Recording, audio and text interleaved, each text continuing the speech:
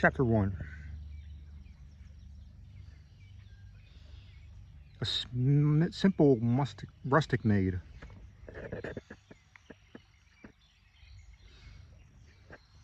Ermengarde Stubbs was the beauteous blonde daughter of Hiram Stubbs, a poor but honest farmer bootlegger of Hogston, Vermont. Her name was originally Ethel Ermengarde, but her father persuaded her to drop the praenomen, and after the passage of the 18th Amendment, a variant that had made him thirsty to remind him of ethyl alcohol, C2H5OH. His own products contained mostly methyl or wood alcohol, CH3OH. Ermengarde confessed to 16 summers and branded as mendacious, all reports to the effect that she was 30. She had large black eyes, a prominent Roman nose, light hair which was never dark at the roots except when the local drugstore was short on supplies, and a beautiful but inexpensive complexion. She was about 5'5",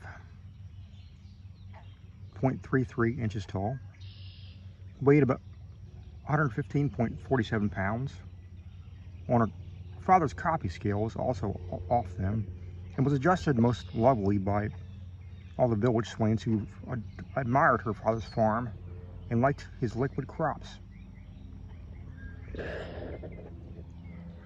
Ermengarde's hand was sought in matrimony by two very ardent lovers, Squire Hardman, who had a mortgage on the old home and was very rich and elderly. He was dark and cruelly handsome and always rode horseback and carrying a riding crop. Long had he sought to the radiant Ermengarde, and now his ardor was fanned to fever heat by a secret known to him alone. For upon the humble acres of Farmer Stubbs, he had discovered a vein of rich gold. "Aha," said he, "I will win the maiden ere her parent knows of his unsuspected wealth, and join my fortune a greater fortune still." And so he began to call twice a week instead of one as before. But alas for the sinister designs of a villain, Squire Hardman was not the only suitor for the fair one. Close by the village dwelt another, a handsome Jack Manley, whose curly yellow hair had won the sweet Ermengarde's affection when both were toddling youngsters at the village school. Jack had been long too bashful to declare his passion, but one day when strolling along the shady lane by the old mill with Ermengarde, he found a courage to utter that which was within his heart. "Oh, love of my life," said he, "my soul was so overburdened that I must speak. Ermengarde, my ideal." He pronounced it I-deal. I-D-E-L.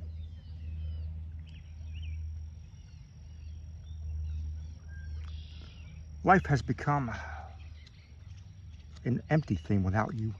Beloved of my spirit, behold a suppliant kneeling in the dust before thee. Ermengarde, oh Ermengarde, raise me to an heaven of joy and say that you will someday be mine. It is true that I am poor, but have I not youth and strength to fight my way to fame? This I can do only for you, dear Ethel. Pardon me, Ermengarde. My most precious. But here he paused to wipe his eyes and mop his brow. The fair responded, "Jack, my angel, at last. I mean, this is so unexpected and quite unprecedented. I had never dreamed that you would ever entertain sentiments of affection in connection with one so lowly as Farmer Stubbs' child. For I am still but a child. Such is your natural nobility that I thought you would be blind to such slight charms as I possess, that you would seek your fortune in the great city, there meeting and wedding one of those comely damsels whose splendor we observe in fashion books. But Jackson said, it is really I whom you adore. Let us waive all needless circumlocution.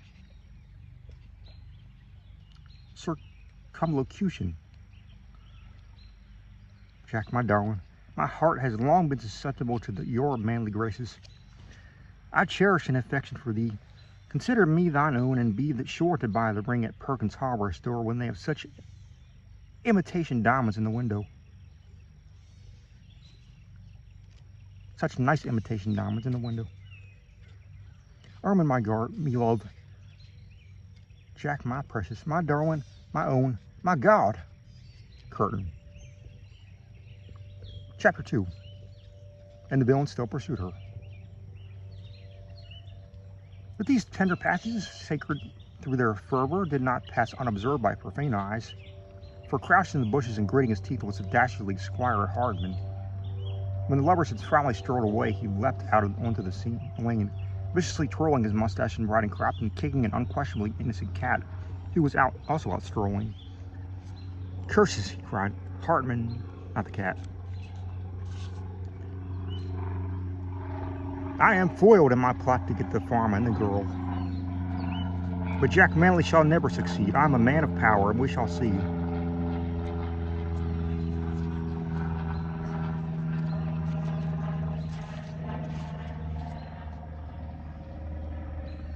Therefore, he repaired to humble Stubbs' cottage, where he found the fond father in the still cellar washing bottles under the supervision of the gentle wife and mother, Hannah Stubbs.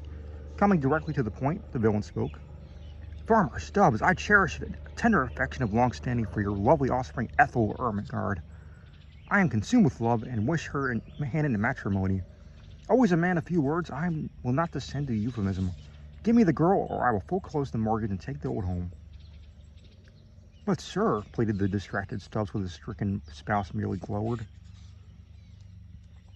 I'm sure the child's affections are elsewhere placed. She must be mine, sternly snapped the sinister squire. I will make her love me. None shall resist my will. Either she becomes my wife, or the old homestead goes. And with a sneer and a flick of his riding crop, Squire Hardman strode out in the night. Scarce had he departed when there entered by the back door by the radiant lovers, eager to tell the senior Stubbs of his newfound happiness. Imagine the universal consternation which reigned when all was known. Tears flowed like white ale, till suddenly Jack remembered he was the hero, and raised his head, declaiming in appropriately virile accents, Never shall the fair Ermengarde be offered up this beast as a sacrifice while I live. I shall protect her. She's mine, mine, mine, and then some. Fear not, dear father or mother-to-be. I will defend you all.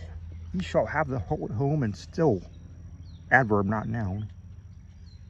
Although Jack was by no means out of sympathy with Stubbs' kind of farm produce. And I shall lead to the altar the beauteous Ermengarde, loveliest of her sex, to perdition with this cruel squire and his ill-gotten gold. The right shall always win, and the hero is always in the right. I will go to the great city and there make there a fortune to save you all ere the mortgage fall due. Farewell, my love. I leave you now in tears, but I shall return to pay the mortgage and claim you as my bride. Jack, my protector. Ermy, my sweet roll. Dearest, darling. And don't forget that ring at Perkins. Oh, curtain. Chapter 3. A Dastardly Act. But the resourceful Squire Hardman was not so easily to be foiled. Close by the village lay a disreputable settlement of unkempt shacks, populated by a shiftless scum who lived by thieving and other odd jobs. Here the devilish villain secured 2 accomplices, ill-favored fellows who were very clearly no gentlemen. And in the night the evil three broke into the Stubbs' cottage and abducted the fair Ermengarde, taking her to a wretched hovel in the settlement and placing her under the charge of Mother Maria, a hideous old hag. Farmer Stubbs was quite distracted and would have advertised in the papers if the cost had been less than a cent a word for each insertion. Ermengarde was firm and never wavered in her refusal to wed the villain. Aha, my proud beauty, quoth he, I have thee in me power, and sooner or later I will break that will of thine. Meanwhile, think of your poor old father and mother as turned out of hearth and home and wandering helpless through the meadows. Oh, spare them, said the maiden. Never, nyah, leered the brute. And so the cruel days sped on, and all in ignorance, young Jack Manly was seeking fame and fortune in the great city. Chapter 4. Subtle villainy. One day, Squire Hartman sat on his front porch parlor of his expensive and palatial home, indulging in his favorite pastime of gnashing his teeth and swishing his riding crop. A great thought came to him, and he cursed aloud at the statue of Satan on the onyx mantelpiece. "Fool that I am!" he cried. "Why did I ever waste all that trouble on the girl when I could get the farm by simply foreclosing? I never thought of that. I will let the girl go, take the farm, and be free to wed some fair city maid like the leading lady of that burlesque troupe which played last week at the town hall." And so he went down to the settlement, apologized to Ermengarde, let her go home, and went home himself to plot new crimes and invent new modes of villainy. The days wore on, and the Stubbses grew very sad over the coming loss of their home, but nobody seemed to be able to do anything about it. One day, a party of hunters from the city chanced to stray over the old farm, and one of them found the gold. Hiding his discovery from his companions, he feigned rattlesnake bite and went to the Stubbses' old cottage for aid of the usual kind. Ermengarde opened the doors and saw him. He also saw her, and in that moment resolved to win her and the gold. "For my old mother's sake, I must," he cried aloud to himself. "No sacrifice is too great." Chapter 5. The City Chap. Algernon Reginald Jones was a polished man of the world and from the great city, and in his sophisticated hands of our poor little Ermengarde was as a mere child. One could almost believe it, 16-year-old stuff. Algy was a fast worker, but never crude. He could have taught Hartman a thing or two about finesse and cheeking. Thus, only a week after its advent to the Stubbs' family circle, where he lurked like the vile servant he was, he persuaded the heroine to elope. It was in the night that she went, leaving for a note for her parents, and sniffing the familiar mash for the last time, and kissing the cat goodbye. Touching stuff. On the train, Algernon became sleepy and slumped down on a seat, and allowing the paper to fall out of his pocket by accident. Ermengarde, taking advantage of her supposed position as the bride-elect, picked up the folded sheet and read its perfumed expanse, when lo, she almost fainted. It was a love letter for another woman. From another woman. "Perfidious deceiver," she whispered at the sleeping Algernon. "So this is all that boasted fidelity amounts to. I am done with you for all eternity." So saying, she pushed him out of the window and settled down for a much-needed rest. Chapter 6. Alone in the great city. When the noisy train pulled in the dark station at the city, poor helpless Ermengarde was all alone without the money to get back to Hogton. "Oh, why," she sighed in innocent regret, "didn't I take his pocketbook before I pushed him out? Oh well, I should worry. He took me all about the city, so I can easily earn enough to get home, if not to pay off the mortgage." But alas for our little heroine, work is not easy for a greenhorn to secure, so for a week she was forced to sleep on park benches and obtain food from the breadline.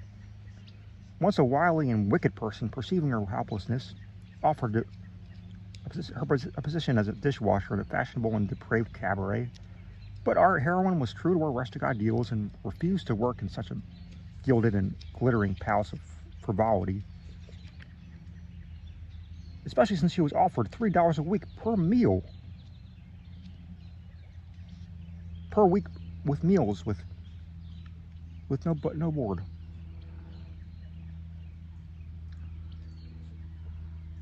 She tried to look up Jack Manly, but her one-time lover, but he was nowhere to be found. Perchance, too, he would not have found her. In her poverty, she had perforce become a brunette again, and Jack had not beheld her in that state since school days.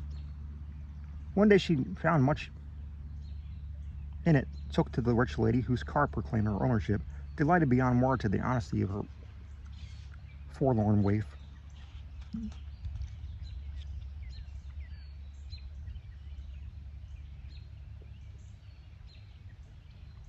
This aristocratic Miss Van Itty adopted Ermengarde to replace the little one who had been stolen from her so many years ago.